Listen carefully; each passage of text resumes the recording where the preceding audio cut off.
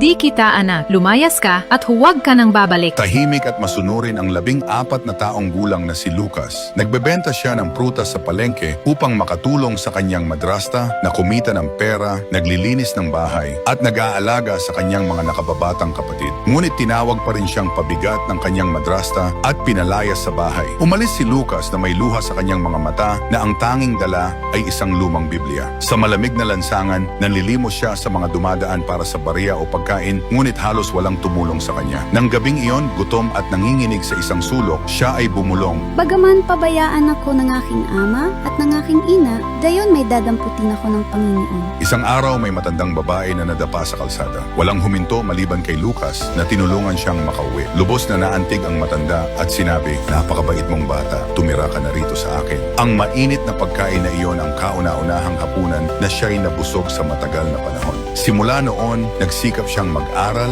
nagtrabaho at kalaunan ay naging isang doktor. Ang lumang Biblia ay palaging nasa tabi niya. Minsang tinanong siya ng matanda, "Bakit palagi mong dala ang aklat na yan?" Ngumiti si Lucas at sinabi, "Dahil ito lang ang bagay na hindi ako iniwan. Ito ay paalala na ang Diyos ay laging nagmamalasakit sa mga may mabuting puso." Paglipas ng maraming taon, dumating ang kanyang madrasta, mahina at may sakit, humihingi ng kapatawaran. Puti na ang kanyang buhok at namumugto ang mga mata sa pag-iyak. "Patawad anak, hindi ko alam kung paano magmahal noon na puno ng luha ang mga mata ni Lucas." Bagamat naalala niya ang lahat ng sakit, mahina niyang sinabi, "Pinapatawad kita dahil itinuro sa akin ng Diyos kung paano magmahal." Kung naniniwala ka rin na kayang baguhin ng Diyos ang buhay, huwag kalimutan ang Amen. At i-share ang kwentong ito sa isang taong nangangailangan ng pampatibay loob.